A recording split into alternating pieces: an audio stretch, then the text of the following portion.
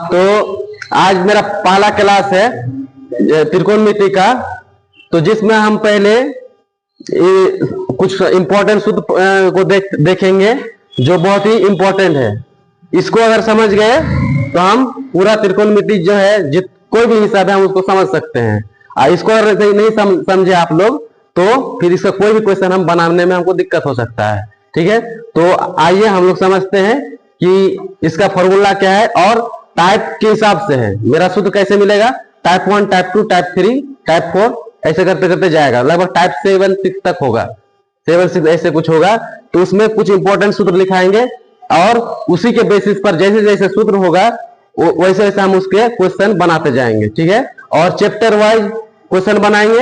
अगर चैप्टर इसका 8.1 है, इसका 8.1 अभी तो सूत्र लिखा रहे हैं 8.1, इस सूत्र के बाद हम 8.1 पढ़ाएंगे। तो 8.1 जो पढ़ाएंगे उसमें हम हर एक क्वेश्चन को डिटेल्स के साथ फॉर्मूला को समझाते हुए, सूत्र को समझाते हुए हर एक क्वेश्चन को डिटेल्स के साथ उसको पढ़ाएंगे और हर एक का आंसर निकाल के दिखाएंगे कैसे बनता है सब। ठीक है, उससे पहले हमको ये सब फॉर्मूला, ये सब इंपॉर्टेंट सूत्र को हमको याद करना पड़ेगा और समझना पड़ेगा कि आखिर ये सूत्र है क्या, इसका यूज कैसे करें, इसका प्रयोग कैसे होता है, उसको समझना पड़ेगा। ठीक है, तो आइए हम लोग देखते हैं कि कैसे इसका सूत्र है, क्या क्या है इसमें, वो सब देखते हैं।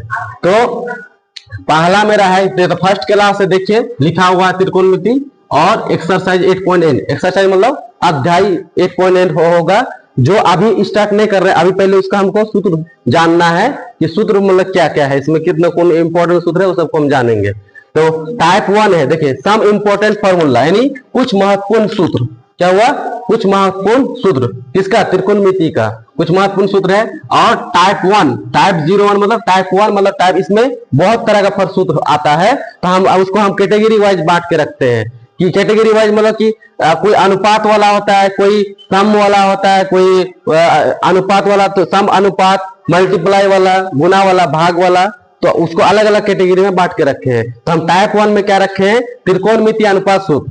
अनुपात सूत्र कहने का मतलब है अनुपात क्या है। तो अनुपात को पहले समझते हैं, अनुपात क्या है, ये अनुपात क्या है, ये अनुपात क्या है, इसको समझते हैं कि अनुपात क्या है। अनुपात क्या है, ये अनुपात यहाँ हम रखे हैं लिख के कि अनुपात क्या है, उसको समझाते हैं। यहाँ आइए, यहाँ अनुपात मतलब हुआ कि अगर कोई भी संख्या या XYZ कुछ भी अगर एक दूसरे में भाग के रूप में हो, क्या हो, भाग के रूप में हो या बटा के रूप में हो, तो उसको हम अनुपात कहेंगे। इसको जैसे कि x बटा वाई, जैसे कि x बटा वाई, जैसे कि x बटा वाई, ये x बटा वाई क्या भाग के रूप में है। अब भाग के रूप में है बोले, या फिर इसको हम ऐसे भी दिखा सकते हैं, ये अनुपात को, उसी बटा को हम दो बिंदुओं से भी सूचित करते हैं। एक दूसरे को दो बिंदु दिया जाता है और उसको भी अनुपात बोलते हैं। ये भी रेशियो कहलाएगा, ठीक है, ये भी रेशियो कहलाएगा, इसको भी रेशियो बोलेंगे। क्या बोलेंगे, इसको भी रेशियो में बोलेंगे। यानी कहने का मतलब हुआ ये, इसको भी हम अनुपात में कहेंगे, ठीक है, और इसको भी अनुपात के रूप में कहेंगे, अनुपात के रूप में कहेंगे। ये चाहे बटा के रूप में हो, चाहे भाग के रूप में हो, या फिर x देके या कोई दो बिंदु देके भी सूचित किया जाता है अनुपात को। ठीक है, और x बटा y लिखने का मेरा मतलब है ये आगे चलकर तुमको संख्या के रूप में भी मिलेगा।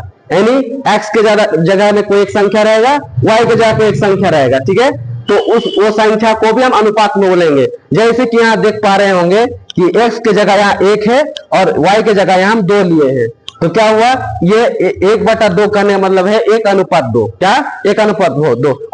और यहाँ x बटा y था, तो इसको हम कैसे पढ़ेंगे, x बटा y यानी x अनुपात y बोलेंगे। जो ऊपर में रहेगा, जो बटा के ऊपर में रहेगा उसको हम पहले लिखेंगे और बाद में जो नीचे रहेगा उसको बाद में लिखेंगे। और उन दोनों के बीच में हम दो बिंदुओं से सूचित करते हैं, जो हमको अनुपात मतलब समझाता है, अनुपात है। ठीक है, तो वैसे ही यहाँ 1/2 है, इसको कैसे लिखेंगे, ये जैसे कि हम समझाए कि ऊपर वाला पहले होगा, नीचे वाला बाद में होगा। ठीक है, तो क्या हो गया, 1:2, 1:2 में है। ठीक, वैसे और एक एग्जांपल लेना चाहेंगे तो यहाँ क्या 2/3, 2/3 हो गया, तो मतलब क्या हो गया, 2 अनुपात, पहले 2 है तो 2 को पहले और 3 को बाद में, लेकिन उस दोनों के बीच में क्या देना है, दो बिंदुओं से सूचित करना है, उसको अनुपात बोला जाता है। ठीक है, इसको अनुपात, इसका मतलब अनुपात हुआ तो 2:3 कहलाएगा। ठीक है, ये तो अनुपात मतलब समझ में आ गया। इसलिए इसका जरूरत हमको इस पहला चैप्टर 8.1 में जरूरत पड़ता है हमको कि अनुपात, वो कुछ कुछ क्वेश्चन अनुपात में भी दिया रहता है, तो उसको हम बनाने के लिए इसको समझना था, इसलिए समझ गए। अब आइए फॉर्मूला में कि आखिर ये फॉर्मूला, ये सूत्र है कि अनुपात इसको क्यों कहा गया। इसलिए हम तो जानते हैं क्या है अनुपात कहा गया। तो साइन थीटा, पहला देखो फॉर्मूला क्या है, साइन थीटा बराबर क्या है, लंब बटे कर्ण। और लंब बटे कर्ण को समझने के लिए पहले यहाँ आइए कि लंब क्या है, कर्ण क्या है और आधार क्या है, ये तीन चीज समझते हैं। देखिए ये जितना त्रिकोणमिति जो है, पूरा चैप्टर त्रिकोणमिति का समकोण त्रिभुज में गुजर जाता है। ठीक है, तो हमको हर एक जगह समकोण त्रिभुज नहीं मिलेगा, हर एक क्वेश्चन में हर एक जगह में समकोण त्रिभुज मिलेगा। किस जगह, कहा में, जितना त्रिकोणमिति जितना चैप्टर है सारे में त्रिकोणमिति में क्या मिलेगा, हमको समकोण त्रिभुज मिलेगा।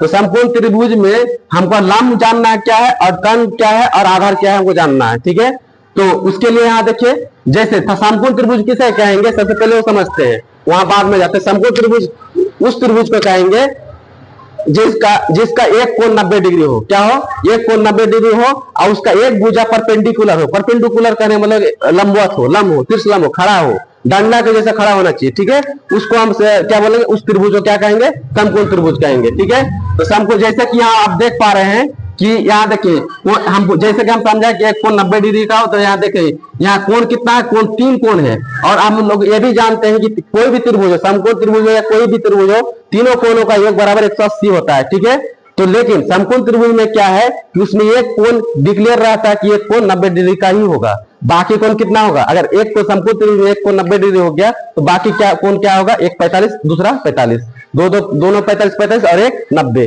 तो जैसे कि हम समझे कि समकोण त्रिभुज में एक लंब होगा और बाकी दो भुजा क्या होगा, एक लंब होगा और एक आधार और कर्ण होगा, आधार और कर्ण। अब जैसे कि आप देख पा रहे हैं यहाँ त्रिभुज हम खींच के रखे एबीसी में देखिए एक लंबवत, इसी को लंबवत बोला जाता है। जैसे एक डंडा है, डंडा के जैसा है, तो डायरेक्ट याद रखने का तरीका है कि ये डंडा है और डंडा में देखो यहाँ 90 डिग्री कोण बनाएगा, इसको लंबवत बोला जाता है, लंबवत एबी। और जब लंबवत एबी हो तो ये लंब हो गया। ठीक है, और नीचे का बेस, हमेशा कोई भी चीज, मकान वगैरह कोई भी चीज खड़ा करते हो नीचे एक बेस रहता है ना, आधार रहता है। वैसे ही एक त्रिभुज जब खींचा जाता है तो उसको नीचे बेस दिया जाता है, वो बेस क्या है यहाँ बीसी हो गया आधार और यह हो गया लंब। और जो तिर्यक, इसको तिर्यक, कर्ण को तिर्यक ऊंचाई भी कहा जाता है, इसको क्या कहा जाता है, तिर्यक ऊंचाई भी कहा जाता है। इसको तिर्यक ऊंचाई क्या है, तिर्यक ऊंचाई बोला जाता है, इसको तिर्यक ऊंचाई बोला जाता है। ठीक है, तो कर्ण, अब इसको शॉर्ट में पाया जाता है, इसको अंग्रेजी में बोला जाता है हाइपोटेनस। क्या बोला जाता है, हाइपोटेनस। और लंब को क्या बोला जाता है, परपेंडिकुलर। और आधार को क्या बोला जाता है, बेस। ठीक है, और इसका शॉर्ट फॉर्म यूज करने के लिए हम क्या यूज करते हैं, इस हाइपोटेनस का पहला अक्षर लिया जाता है एच, यहाँ एच ले लिया गया। यहाँ बेस का शॉर्ट में यूज करने के लिए यहाँ बी लिया जाता है, यहाँ परपेंडिकुलर का पी लिया जाता है। ऐसे हम लोग सूचित करते हैं सबको, लंब को, कर्ण को और आधार को। ठीक है, तो ऐसे इस तरह का, यही सेम टू सेम यही त्रिभुज को हमको सारा चैप्टर में लेके चलना है। ठीक है, और यही होता है सब सारा क्वेश्चन में, जब कहीं भी समकोण त्रिभुज बनाएंगे ऐसे ही होगा, ऐसे ही खींचा जाता है। ठीक है, तो अब देखो 6 को मेरे पास अनुपातीय फॉर्मूला है, इसको याद रखना है। टाइप 1 में 6 फॉर्मूला, 6 को हमको याद रखना है। पहला क्या है, साइन थीटा। साइन थीटा क्या है, तो इसको कैसे पढ़ना है, लंब बटे कर्ण। लंब बटे कर्ण, तो लंब कहाँ है, यहाँ देखो। अगर बोलोगे थीटा सर, थीटा के हिसाब से क्यों हुआ, तो थीटा अगर देखना, थीटा जहां पर होगा उस त्रिभुज के अंदर, थीटा जहां पर होगा उसी थीटा के अनुसार यहाँ लंब बटे कर्ण होगा। अगर थीटा सी पर है या थीटा यहाँ पर है, उसके अनुसार ये सब होगा। ठीक है, क्योंकि आगे चलकर हम लोग पढ़ेंगे कि ये थीटा का मान, अगर कोण का मान कहीं भी यहाँ अगर आ गया, यहाँ पर अगर आ जाता है तो लंब और आधार चेंज हो जाता है। क्या होता है, लंब और आधार बदल जाता है। कर्ण कभी चेंज नहीं होगा। कर्ण क्या होता है, कर्ण कभी भी बदलता नहीं है, वो दिखाई देगा क्योंकि वो तिर्यक ऊंचाई है, तिर्यक ऊंचाई। और इसको पहचाने कैसे, लंब और आधार कौन सा होगा, तो ये जो कोण बनाता है, ये कोण जो दो भुजाओं को जो टच करेगा, उन दो भुजाओं में से जो एक तो कर्ण नजर आएगा ही, कर्ण हमेशा तिरछा नजर आएगा, और आधार उसके नीचे वाला जो दूसरा को टच करेगा वो आधार हो जाएगा। तो उस हिसाब से हमको बाकी तो हमको पता है, उसके बाद कि लंब कौन सा होगा, आधार कौन सा होगा, पता चल जाएगा। तो अभी थीटा मेरे पास सी पर है, तो सी के अनुसार सारा त्रिकोणमितीय अनुपात किस फॉर्मूले पर होगा, यहाँ आते हैं देखते हैं। जैसे साइन थीटा क्या है, लंब बटे कर्ण। लंब बटे कर्ण मतलब इसको देखो, लंब को क्या बोलते हैं, परपेंडिकुलर, और परपेंडिकुलर को हम सूचित किससे करते हैं, पी से, इसलिए यहाँ पी, ठीक। और वैसे यहाँ कर्ण, कर्ण को क्या बोलते हैं, या तो तिर्यक ऊंचाई बोलो या कर्ण बोलो। कर्ण का अंग्रेजी अक्षर, अंग्रेजी वर्ड क्या है, हाइपोटेनस। हाइपोटेनस को शॉर्ट में क्या यूज करते हैं, एच, इसलिए पी बटे एच। इसको कैसे पढ़ेंगे, इसको कैसे पढ़ेंगे, साइन थीटा बराबर लंब बटे कर्ण या पी बटे एच, ठीक है। वैसे ही कॉसेक थीटा बराबर कर्ण बटे लंब। कर्ण को किससे सूचित करते हैं, एच से, और लंब को पी से, ठीक है। वैसे कॉस थीटा बराबर क्या पढ़ेंगे, आधार बटे कर्ण, यानी आधार यह हो जाएगा, कर्ण इसका हो जाएगा, आधार के नीचे कर्ण आएगा। तो आधार यहाँ क्या है, आधार को किससे सूचित करते हैं, बी से, और कर्ण को एच से, ठीक है। वैसे ही सेक थीटा बराबर क्या हो जाएगा, कर्ण बटे आधार। कर्ण बटे आधार क्या है, कर्ण का यहाँ कर्ण है और आधार यहाँ है, यानी कर्ण के नीचे आधार जाएगा, ठीक है। वैसे टेन थीटा बराबर लंब बटे आधार। लंब बटे आधार यानी लंब कहाँ गया, लंब यहाँ पी है और आधार यहाँ बी है, ठीक है। वैसे ही कॉट थीटा बराबर आधार बटे लंब। आधार बटे लंब यानी आधार को किससे सूचित करते हैं, बी से, और परपेंडिकुलर यानी लंब। परपेंडिकुलर को शॉर्ट में कैसे सूचित करते हैं, पी से, तो पी, ठीक है। तो ऐसे सूचित करते हैं। अब मतलब हुआ कि इसको अनुपातीय फॉर्मूला क्यों कहा जाता है। अनुपातीय फॉर्मूला इसलिए कहा जाता है क्योंकि हम जस्ट थोड़ा देर पहले हम पढ़े कि अनुपात क्या होता है, बटे के रूप में, ठीक है। बटे यानी एक्स वाई जेड या कोई भी संख्या एक दूसरे के बटे के रूप में, तो उसको हम ऐसे लिखते हैं और उसको अनुपात बोलते हैं। तो देखो हर एक फॉर्मूला, छह जो त्रिकोणमितीय अनुपात है, सारे के सारे फॉर्मूला क्या दे रहा है हमको, बटे के रूप में दे रहा है। ये भी बटे के रूप में है, ये भी बटे के रूप में है, ये भी बटे के रूप में, ये भी बटे के रूप में, ये भी और ये भी, तो सारा बटे के रूप में दे रहा है। बटे के रूप में देना मतलब ये अनुपात है, ये क्या है, अनुपात है। इसको हम लिख सकते हैं, अगर पी बटे एच है तो इसका मतलब क्या हुआ, पी अनुपात एच। अगर एच बटे पी है तो एच अनुपात पी। वैसे ही अगर बी बटे एच है तो बी अनुपात एच, ठीक है। वैसे एच बटे पी है तो एच अनुपात पी, ठीक है। वैसे पी बटे बी है तो पी अनुपात बी, और बी बटे पी है तो बी अनुपात पी, ऐसे बोल सकते हैं। या बटे के रूप में भी बोल सकते हैं और अनुपात के रूप में भी बोल सकते हैं, ठीक है। तो ऐसे हो सकता है। तो ये सारा फॉर्मूला हमको याद करना पड़ेगा, फिर से रिपीट कर सकते हैं हम इसको। ये हमको अगला क्लास जो मेरा आएगा, ये तो अगले क्लास तक जो है आप लोग को ये फॉर्मूला टच करके रखना होगा। अगला चैप्टर में हम डायरेक्ट इस बेसिस पर जो भी क्वेश्चन है हम उसको देखेंगे और उसको बनाएंगे और समझेंगे। और ये अगर याद नहीं होगा, ये अगर समझ में नहीं आएगा, तो मेरा जो इससे रिलेटेड जो भी क्वेश्चन है वो बना भी नहीं पाएंगे और समझने में भी दिक्कत होगा। इसलिए मेरा आने वाला क्लास तक इसको याद कर लीजिए। आज के लिए इतना ही, इसको आप याद करके आइएगा, ठीक है।